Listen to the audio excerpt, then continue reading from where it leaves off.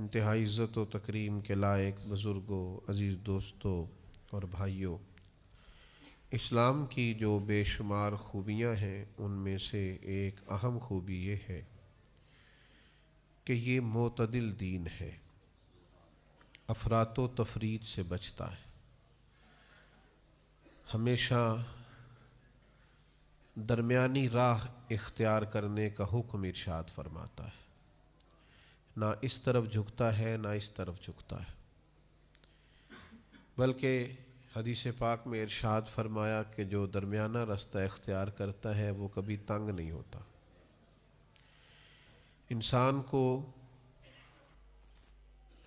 جو خوبصورت تعلیمات دین اسلام نے دی ہیں ان کی بنیادی اور اہم خوبصورتی یہ ہے کہ اس میں افراط و تفریط نہیں ہے، معتدل درمیانہ اور خوبصورت دین ہے۔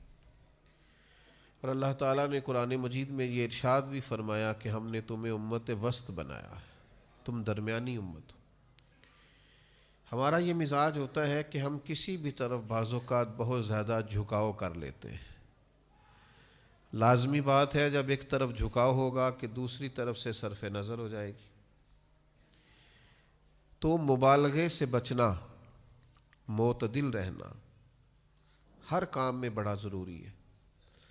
لیکن اللہ تعالیٰ اگر رزق میں وسعت عطا کرے اور آپ کو اللہ تبارک و تعالیٰ اپنی رحمت اور اپنے فضل سے وسائل عطا کرے تو پھر حکم یہ ہے کہ اسراف نہ کرو، فضول خرچی نہ کرو، معتدل طریقوں کے ساتھ اپنے اخراجات کا تعین کرو۔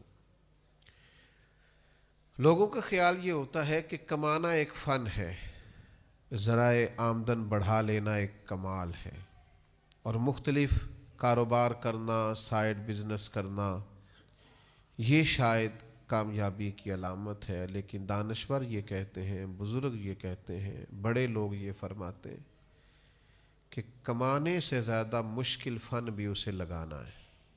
اصل فن یہ ہے، اصل کمال یہ ہے کہ آپ اپنی ضروریات کا تعین کریں۔ تین حصوں میں تقسیم کی جا سکتی ہیں ضروریات، ایک بہت ضروری، ایک ضروری اور ایک غیر ضروری۔ بہت ضروری کے بغیر تو گزارا ہی نہیں نا، 2 وقت کا کھانا چاہیے، رہنے کو گھر چاہیے، انسان بیمار ہے تو اسے دوائی چاہیے، یہ بہت ضروری چیزیں، ان کے بغیر گزارا۔ اور کچھ چیزیں صرف ضروری ہوتی ہیں، بہت ضروری نہیں ہوتی۔ مثلا عید آ گئی تو نئے کپڑے چاہیے، کوئی شادی آ گئی تو نیا لباس چاہیے، یہ ضروری ہوتا ہے پر بہت ضروری نہیں ہوتا۔ جب تک انسان جوان ہوتا ہے تو یہ ضروری لگتا ہے، اور جب تھوڑے بال سفید ہونے لگتے ہیں تو پھر یہ ضروری محسوس کہنے تو بچیاں نے لیلا میرے نوے نے ابھی عید پہ ہی تو خریدے تھے۔ تو یہ ضروری ہے، یہ بہت ضروری۔ ایک غیر ضروری ہے بلا وجہ، یعنی کپڑوں کا ڈیزائن بدل گیا ہے، یعنی کپڑے موجود ہیں، الماری بھری ہوئی ہے لیکن پہننے والے نہیں، کئی تقریبات پہ میں نے پہلے بھی پہن لیے، تو یہ غیر ضروری ہے۔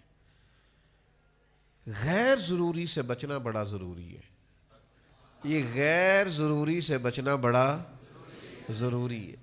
یاد رکھیے گا کہ ہمارا دین یہ کہتا ہے کہ خواہشات قیامت میں پوری کرنا، وَلَكُمْ فِيهَا مَا تَشْتَهِي أَنفُسُكُمْ، جنت میں تمہیں وہ ملے گا جو تم چاہو گے،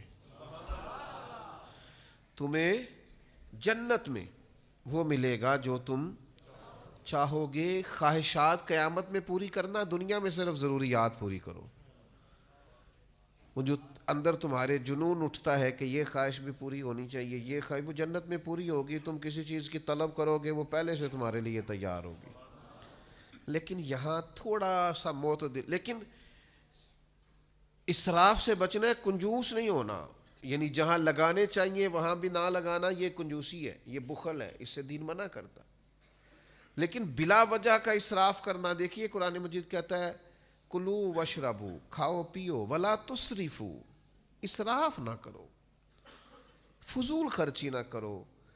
یعنی آپ صرف پیسے ہی ضائع کر رہے تھے، آپ صرف پیسے ہی زیادہ لگا رہے تھے، لیکن قرآن مجید نے کہا انہو لا یحب المسرفین، بے شک اللہ فضول خرچی کرنے والوں کو پسند نہیں کرتا.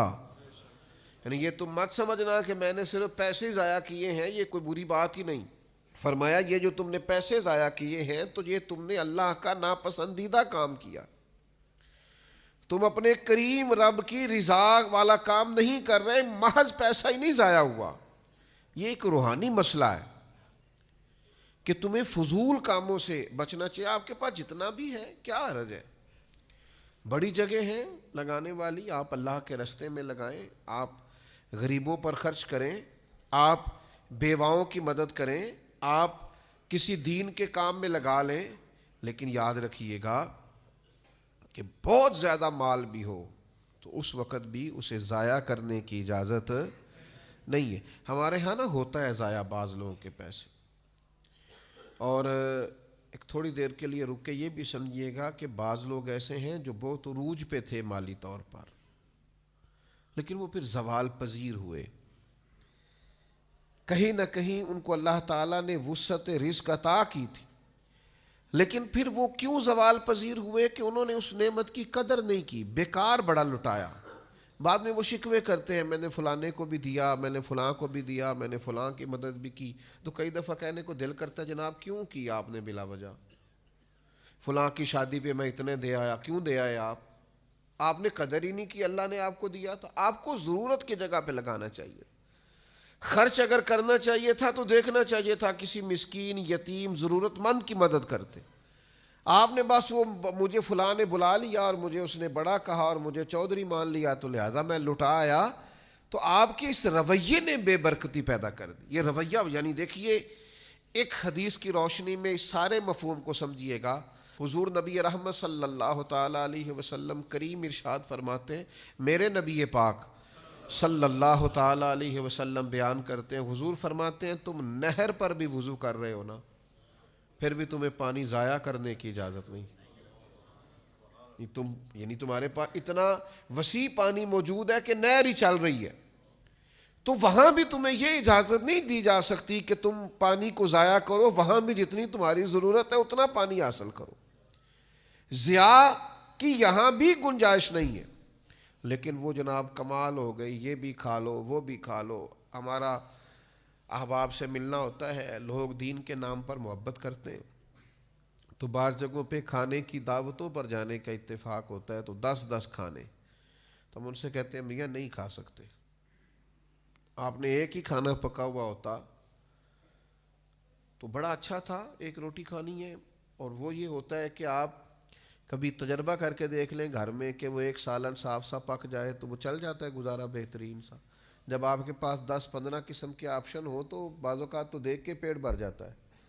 لیکن ہمارے ہاں کچھ لوگ کہتے ہیں کہ لوگوں کو پتہ چلنا چاہیے میرے پاس پیسے ہیں, لوگوں کو اندازہ ہونا چاہیے کہ میرے پاس وسعت رزق ہے. تو بھائی آپ اسراف نہیں کریں, بیکار خرچ نہ کریں, فضول خرچی نہ کریں.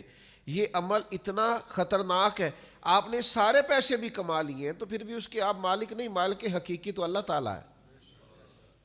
قیامت والے دن 2 سوال ہوں گے, بخاری میں موجود ہے رزق کے مسئلے میں. محض یہ سوال نہیں ہوگا کہ کمایا کہاں سے تھا, کریم فرماتے ہیں یہ بھی پوچھا جائے گا کہاں سے کمایا, اور یہ بھی پوچھا جائے گا لگایا کہاں پہ. تو یہ جو خرچ کرنے کا تعین ہے یہ بھی آپ دین کے مطابق کریں گے, آپ کو خرچ کرنے کی بابت بھی سوال ہوگا. تو اسراف نہیں کریں. ہمارے ہاں کچھ لوگ بے جا ضائع کرتے, کچھ بیچاروں کی ضروریات پوری نہیں ہوتی, اور کچھ ایسے ہیں جو اسراف کر رہے ہوتے. اس اسراف سے بچیں, اپنے آپ کو اس سے بچائیں. حضرت سلمان فارسی رضی اللہ تعالیٰ عنہ ارشاد فرماتے ہیں, حدیث کے راوی ہیں, ارشاد فرماتے ہیں, ابن ماجہ میں حدیث موجود ہے, آپ فرماتے ہیں کہ میں نے خود نبی پاک علیہ السلام سے سنا, حضور فرمانے لگے جو دنیا میں جتنا پیٹ بھر کے کھائے گا نا, قیامت والے دن اتنا ہی بھوکا رکھا جائے گا. بہت زیادہ سیر ہو کے کھانے کی دین اجازت نہیں دیتا, اگرچہ آپ کے پاس جائز ہے, آپ کا اپنا ہے, آپ مالک ہیں, لیکن حضور نے فرمایا کافر 7 آنتوں سے کھاتا ہے, مومن 1 آنت سے کھاتا ہے. مومن کا کھانا ہی کم ہے, جتنی مرضی بھی پسندیدہ چیز اس کی ہو وہ معتدل طریقے سے کھاتا ہے, وہ کھا کھا کے بیمار تھوڑی ہوگا. تو فرمایا کہ دنیا میں جو جتنا زیادہ پیٹ بھرے گا صبح قیامت اتنا بھوکا رکھا جائے گا. تو میں عرض کروں گا آپ کی خدمت میں کہ کھانے میں اسراف سے بچا جائے. کچھ لوگوں کو بہت زیادہ شوق ہوتا ہے کھانے کا، بہت کھاتے ہیں. یعنی وہ ابھی ٹیبل پہ کھانا لگا ہوا ہے، صبح کا ناشتہ، اور وہ لطف اندوز ہو رہے ہیں، اسی ٹیبل پر وہ ڈسکس شروع کر دیتے ہیں کہ دوپہر کو کیا پکانا ہے. اور وہیں سے وہ کہہ دیتے ہیں کہ میں نے رات ہی کہہ دیا تھا قصاب سے، اور میں نے بہترین سا گوشت اس کو کہہ دیا ہے. بھئی اور بھی غم ہے زمانے میں محبت کے سوا، کھانے پینے کے لیے دنیا میں آئے، ایک چپاتی مل جائے، کوئی سادی سی گزارا ہو جائے گا. یہ کام نہیں ہے. ہر وقت یہ زبان کا ذائقہ ایسا ہے، آپ جس قدر زیادہ یہ لگا لیں گے لگ جائے گا. آپ ایک چیز کھائیں گے دوسری کی یہ طلب کرے گا، تیسری کی طلب کرے گا. اس کو تو آپ نے خود روکنا ہے، اس کی قناعت آپ نے کرنی ہے. حضرت انس بن مالک رضی اللہ تعالیٰ عنہ بیان فرماتے ہیں کہ میرے نبی کریم صلی اللہ تعالیٰ علیہ وسلم نے ارشاد فرمایا، کریم فرمانے لگے جو چاہے طبیعت وہ کھا لینا، یہی تو فضول خرچی ہے. اس کو محبوب نے فضول خرچی اور اسراف کہا. جو آپ کی طبیعت میں آیا آپ کھا رہے، جو من میں آیا آپ کھا رہے، جو مزاج میں آیا آپ استعمال کر رہے. تو یہ درست نہیں ہے. پھر یہ کہ لباس کا بھی یہی معاملہ ہے. لباس ضرورت کے لیے ہوتا ہے، ستر پوشی کے لیے ہوتا ہے، وجود ڈھانپنے کے لیے ہوتا ہے. شریعت اسلامیہ میں لباس کے آداب میں سے ایک ادب یہ ہے کہ تھوڑا کھلا لباس پہنا جائے تاکہ سطر کو صحیح طور پر چھپائے. ایسا چست لباس جس سے جسم اور وجود کے حصے ظاہر ہوں شریعت اسلامیہ محبوب نہیں رکھتی، پسند نہیں کرتی. تو لباس جسم چھپانے کے لیے ہوتا ہے 5 7 10 جوڑے گرمی کے، اور اتنے اگر آپ کے پاس سردی کے ہیں تو یہ بہت زیادہ ہیں، بہت کافی. لیکن ڈیزائن بدلتا ہے. یہ میرے دیکھتے دیکھتے ڈیزائن میں نے کئی بدلتے دیکھے ہیں. کبھی اونچے کرتے کا رواج آ جاتا ہے تو کبھی نیچے کرتے کا رواج آ جاتا ہے. مجھ سے ناراض نہ ہو جائیں کہیں کچھ دوست، میں کیسا دستور زباں بندی ہے تیری محفل میں، بات کرنے کو ترستی ہے زباں میری. کئی دفعہ کچھ جملے آتے ہیں زبان پر تو اس لیے نہیں کہتے کہ یار یہ شاید شدت نہ ہو جائے کسی معاملے میں.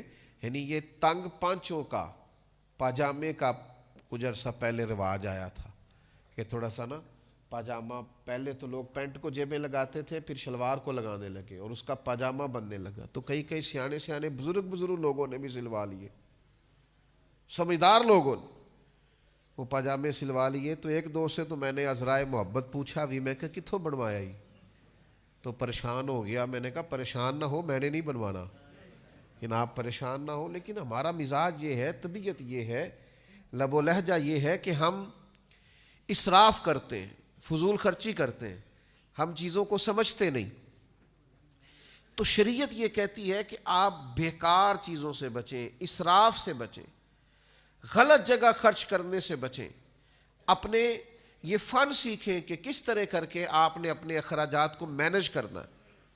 وہ لوگ بڑے زبردست ہوتے ہیں جو کفایت شعار ہوتے ہیں، انہوں نے کسی کا قرض نہیں دینا ہوتا، جن کے پاس جتنا آتا ہے اس ترتیب سے انہوں نے مینج کیا ہوا ہوتا ہے. یعنی میری والدہ صاحبہ کو میرے ابا جی کہا کرتے تھے کہ پڑولے چ کنک میں پاتی ہے تے اچار مرتبان چ تو پا دے، تو پھر گرمیاں پرواہ کوئی نہیں، ضرورت کوئی نہیں ہے.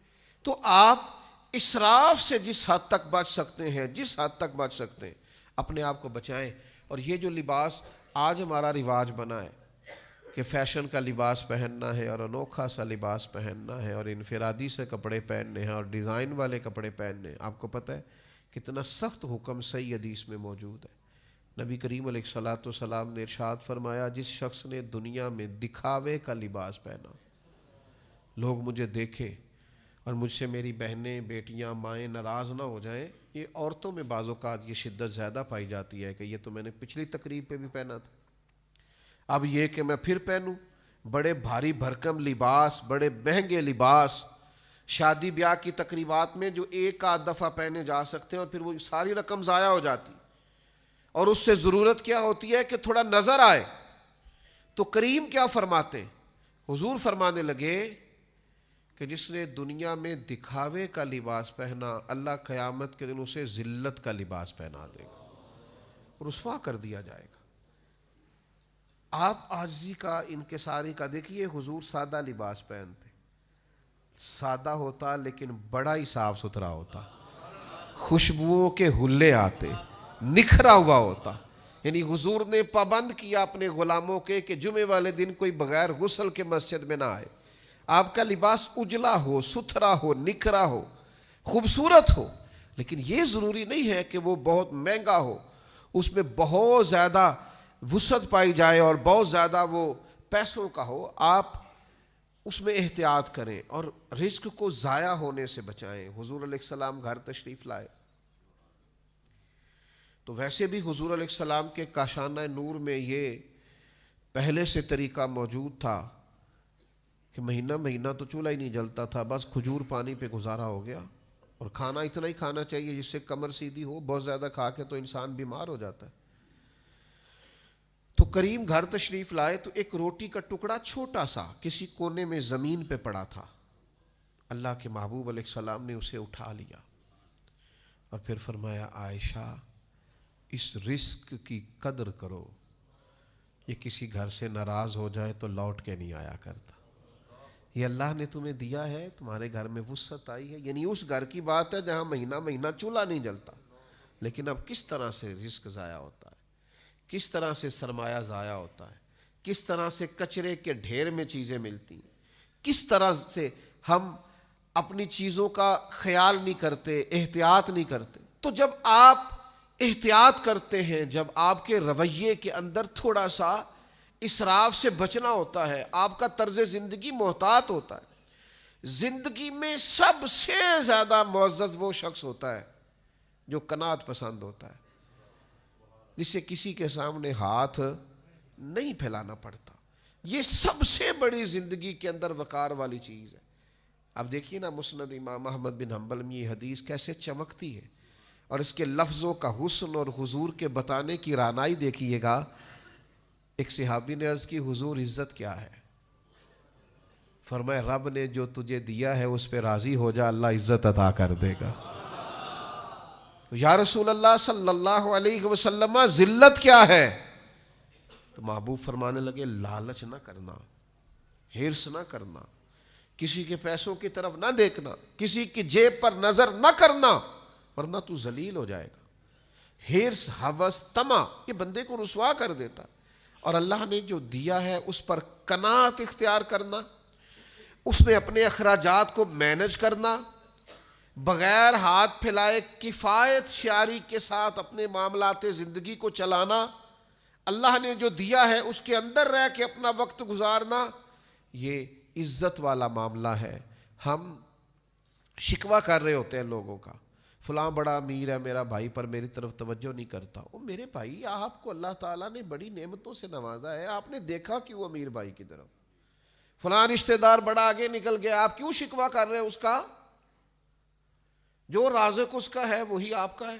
ہارون رشید حج کر کے آ رہے تھے تو اونٹنی کے دائیں بائیں آگے پیچھے لوگ نعرے لگا رہے ہیں، اور جناب کیا بات ہے، نفس نہ اس سے بڑی تسکین کشید کرتا ہے، بڑا لطف لیتا ہے. تو وہ بڑا خوش تھا اور بڑا راضی تھا. آپ کو پتہ ہے ایسے ایسے کرنے میں، جلسوں میں، محفلوں میں بڑا مزہ آتا ہے کہ مطلب لوگ جو ہیں وہ میرے منتظر ہیں اور سینکڑوں لوگ بیٹھے ہیں کہ صاحب آ رہے ہیں. ہارون رشید بڑا خوش ہو رہا تھا تو ایک ٹیلے پہ، ایک ٹبے پہ حضرت بہلول دانا بیٹھے کچھ چبا رہے تھے ہلکا ہلکا. تو ذرا سا دیکھا ہارون رشید کی طرف تو بڑا معنی خیز سا مسکرائے. تو بعض لوگ بعض اوقات ایسا مسکراتے ہیں کہ ان کی مسکراہٹ میں بڑے معنی اور مفاہیم پنہا ہوتے ہیں. تو پوچھنے کو دل کرتا ہے کہ جناب آپ بڑا مسکرائے، کیا مطلب؟ تو ہارون رشید تھوڑا سا آگے آ کے گھوڑے سے اتر گئے اور حضرت بہلول دانا کی خدمت میں حاضر ہوئے اور کہنے لگے کہ سچ بتائیے کیوں مسکرا رہے تھے؟ حضرت بہلول دانا کپڑے جھاڑ کے کھڑے ہو گئے، کہنے لگے مسکرا اس لیے رہا تھا کہ یہ جو تیرے نعرے لگا رہے ہیں نا، میں نے اپنی آنکھوں سے دیکھا ہے، یہ تجھ سے پہلے کسی اور کے بھی لگاتے تھے، تجھ سے پہلے اوروں کے نعرے لگاتے، میں نے ان سب کو دیکھا ہے، اور مجھے یہ بھی امید ہے کہ یہ تیرے بعد بھی کسی کے نعرے. تو کس بات پہ خوش ہو رہا ہے؟ یہ تو تلک الایام نداولها بین الناس، اللہ لوگوں کے دن پھیر دیتا ہے، بدل دیتا ہے دنوں کو. تو یہ جو آج تیرے نعرے لگ رہے ہیں یہ کل کسی اور کے بھی لگیں گے. تو ہارون رشید کو بڑا اثر ہوا بات کا، سیانا بندہ تھا اور بات سمجھ جانا بھی بڑا کمال ہوتا ہے، وہ بات کو سمجھ گیا تو حضرت بہلول دانا کے پاس چند گھڑیاں بیٹھ گیا، تو پھر جو مزاج ہوتا ہے بڑے لوگوں کا اسی مزاج میں وہ گفتگو کرنے لگا، کہنے لگا مجھے کسی نے بتایا تھا آپ پہ تھوڑا سا قرض ہے، تو میرے لیے ایک حکم ہوا تو مجھے بتائیے گا۔ تو حضرت بہلول دانا پھر مسکرائے، کہا آپ کیوں مسکرائے ہیں؟ تو کہنے لگے ایک بات تو بتا، تیرا رب کون ہے؟ تیرا رب کون ہے؟ ہارون رشید کہنے لگے اللہ۔ تو فرمایا میرا کون ہے؟ کہا اللہ۔ تو پھر کپڑے جھاڑے اور بڑی ہی بے نیازی کے ساتھ ٹیلے سے نیچے اترے، کہنے لگے جا اپنا کام کر، یہ تو نہیں نہ ہو سکتا کہ اللہ ہارون رشید کو تو دیتا جائے اور بہلول دانا کو بھول ہی جائے، میرے رب کو پتہ ہے کسے کیا چاہیے، لہٰذا میرے مالک نے جو دیا ہے اس پر راضی ہوں، میں تجھے اپنے دکھ کیوں بتاؤں، میرے پاس مصلح ہے، میرے پاس دعا کا رشتہ ہے۔ آج شام دنیا سوئے گی تو ساون کی کالی راتوں میں جب بوندا باندی ہوتی ہے، وہ راتوں کو اٹھ اٹھ روتے ہیں جب خلقت ساری سوتی ہے۔ تو آج ہی کہہ لینا ہے میں نے اپنے رب سے، کہہ لینا ہے رات پوے تے بے دردانو نیند پیاری آوے، درد مندانو یاد سجن دی ستیاں بھی آن جگاوے، والذین یبیتون لربہم سجدا وقیاما، رب کے بندے راتیں مصلے پہ گزارتے ہیں سجدے کرتے ہوئے اور قیام کرتے ہوئے، اور حضور نے فرمایا ہے، یہ ترمذی میں موجود ہے، اللہ کے محبوب فرماتے ہیں دنیا داروں کو دکھ نہ بتانا، اللہ تمہیں کبھی غنی نہیں کرے گا، بالکل لوگوں کو نہ بتانا یہ مجبوری ہے، یہ آزمائش ہے، اس لیے کہ وہ تیرے ساتھ چلے، رو کے درد سے عج سے، مالداروں اور دنیا داروں کو دکھ نہ بتانا، دکھ اپنے رب کریم کے حضور عرض کرنا، جلدی کرے یا دیر سے کرے تمہیں لوگوں سے بے نیاز کر دے گا، تمہیں لوگوں کی ضرورت نہیں رہے گی، مالک اپنے خزانوں سے عطا کرے گا۔ تو ایک تو اسراف نہ کریں، فضول خرچی نہ کریں جو اللہ نے دیا ہے۔ شیخ یحییٰ بن معین حضرت عبداللہ ابن مسعود رضی اللہ تعالیٰ عنہ صحابی رسول ہیں اور قرآن مجید کے بڑے زبردست عالم ہیں، ان کا ایک قول نقل کرتے ہیں بڑا زبردست ہے، اس کو آپ نے یاد رکھنا۔ حضرت عبداللہ ابن مسعود رضی اللہ تعالیٰ عنہ فرماتے ہیں کہ ایک دفعہ زندگی میں ترقی کا موقع اللہ تعالیٰ ہر شخص کو عطا کرتا ہے، اس کے رزق میں وسعت پیدا کرتا ہے، اس کو آگے بڑھنے کا موقع عطا کرتا ہے، اور ہر شخص کے لیے۔ کچھ لوگ اس موقع سے نفع اٹھاتے ہیں، فائدہ اٹھاتے ہیں، اپنے رب کی اس رحمت کی طرف بڑھتے ہیں، کچھ ضائع کر دیتے ہیں، مال آیا ضائع کر دیا، بیکار لٹا دیا، ادھر ادھر ضائع کر دیا، انہوں نے چیزوں کو سمجھا ہی نہیں، غور ہی نہیں کیا۔ اور کچھ لوگ بڑے سمجھدار ہوتے ہیں، وہ اپنے ان احوال سے چیزوں سے سیکھتے ہیں، سمجھتے ہیں، غور کرتے ہیں، یعنی پورے علاقے میں قحط آیا تھا اور سمجھدار لوگ بتا رہے تھے کہ یہ قحط بڑھتا جا رہا ہے، حالات پتہ نہیں کس طرح کے ہوں گے، لیکن باقی سب نے غور نہیں کیا۔ جناب یوسف علیہ السلام سمجھ گئے، انہوں نے گندم جمع کر لی، اور آپ قرآن مجید میں سورہ یوسف کو کھول کر کے دیکھیے، آپ حیران ہوں گے کہ اتنی گندم انہوں نے جمع کی اور اس خوبصورتی سے جمع کی کہ نہ صرف یہ کہ ان کے اپنے مصر کے علاقے کی ضروریات پوری ہوئی، بلکہ باہر سے بھی لوگ آئے، اور اسی موقع پر وہ بھائی بھی آئے، وہ بھائی بھی آئے۔ حضرت یوسف نے نا، بھائی بڑے پیارے ہوتے ہیں، میں نے پہلے بھی عرض کیا تھا، بندہ اپنی فیملی کے اندر اور اپنے بال بچوں کے اندر بھائیوں کی غیبتیں شیبتیں دو چار کر بیٹھتا ہے تو وہ بچے پکے ہو جاتے ہیں کہ ہمارا چاچا بندہ ٹھیک نہیں، یہ آپ اپنے بچوں کو مطمئن کرتے ہیں۔ تو جناب یوسف کے بھائی بھی اس موقع پر آئے تو اندر طلب تو تھی نا، یہ سارا بچپن ایک دیہات میں وہ بھی ماحول ہوتا ہے کہ تو میرے بھائی نو کچھ کیا ہے، اتنی تیری جرت، پتہ نہیں اس دنیا میں کیا ظلم ہے کہ جس بھائی کی خاطر لوگ اسلحہ اٹھاتے ہیں کہ تو میرے بھائی نو کچھ کیا ہے، پھر چند پیسوں کے لیے اسی بھائی پر اسلحہ اٹھا لیتے ہیں۔ کیا اس دولت کے اندر طوفان ہے اور کس قسم کے مسائل ہیں۔ تو جناب یوسف نے بھی چوکیاں لگوا دی تھی، چاروں جانب لوگ کھڑے کر دیے تھے، فوج تھی، پولیس تھی، لوگ تعینات تھے۔ فرمایا جو بندہ بھی گندم لینے آئے پہلے پوچھو کیا لینے آیا ہے، پھر پوچھو کیا لے کے آیا ہے۔ سونا لے کے آیا ہے، چاندی لے کے آیا ہے، کیش لے کے آیا ہے، پہلے پوچھ لو پھر اندر لانا، پھر ہم اس ترتیب سے لوگوں کو گندم بیچیں گے۔ سب کے بارے میں کہا، لیکن کنعان سے بھائیوں نے آنا تھا نا، تو فرمانے لگے جب کنعان سے لوگ آئے نا، یہ سب چوکیوں پہ ہدایت تھی، فرمایا جب کنعان سے کوئی آئے نا تو یہ تو پوچھ لینا کیا لینے آئے ہیں، یہ مت پوچھنا کیا لے کے آئے۔ ان کا پردہ رکھا بھائیوں کا۔ علامہ اسماعیل حقی نے بڑا خوبصورت یہاں اپنی تفسیر روح البیان میں نقطہ لکھا ہے، فرماتے ہیں دیکھ لو قبر میں رب نے بھی پردہ رکھا ہے، یہ نہیں پوچھا نمازیں کتنی لایا ہے، یہ نہیں پوچھا حج کتنے کیے، میں اتنا پوچھا تو اللہ کو جانتا ہے، من ربو کا، میں اتنا پوچھا تو رسول کائنات کو جانتا ہے، میں اتنا پوچھا تیرا دین کیا ہے، باقی پردہ رکھا ہے، کیا لے کے آیا ہے، دامن میں کیا یہ پردہ رکھا ہے، فرمایا ان سوالوں میں کامیاب ہو جائے تو جنت کا دروازہ کھول دینا اس بندے کے لیے۔ تو جو عرض کرنا چاہتا ہوں وہ یہ ہے کہ اسراف سے بچیں، قناعت پسند زندگی گزاریں۔ ہاتھ پھیلانا بڑی رسوائی ہے۔ نبی کریم صلی اللہ تعالیٰ علیہ وسلم نے اپنی امت کے لیے جو بات بڑی ناپسند کی ہے وہ ہاتھ پھیلانا۔ قناعت والی زندگی گزاریں، کشکول طلب روز پھیلائیں پر اللہ کے سامنے، روز مانگیں پر رب رسول کی بارگاہ میں، لیکن یہ چھوٹی چھوٹی خواہشات لوگوں کے سامنے بیان کرنا، چھوٹی چھوٹی چیزوں پر توجہ کرنا، تھوڑی بے نیاز سی زندگی ہو، تھوڑا کفایت شیاری والا معاملہ ہو۔ حضرت حکیم بن حزام رضی اللہ تعالیٰ عنہ بیان کرتے ہیں اور صحیح بخاری میں موجود ہے، فرماتے ہیں باقاعدہ ہمارے ہاتھ پہ ہاتھ رکھ کے حضور نے بیعت لی تھی۔ ایک تو بیعت اسلام پہلے ہو چکی، بیعت جہاد پہلے ہو چکی، لیکن دوبارہ ہاتھوں میں ہاتھ لے کے بیعت کی اور ارشاد فرمایا میرے ہاتھ پر بیعت کرو کہ تم کسی دنیا دار کے سامنے ہاتھ نہیں پھیلاؤ گے، باقاعدہ بیعت کرو۔ ذرا ذرا سی بات پہ اپنا وقار کھو بیٹھنا، ذرا ذرا سی بات پہ سوالی بن جانا، ذرا ذرا سی بات پہ عاجزی دکھانا، مسکین بننا۔ 2000 دینار کا جوڑا پہن کے حضرت غوث اعظم جمعہ پڑھاتے تھے، شیخ عبد القادر، 2000 دینار کا۔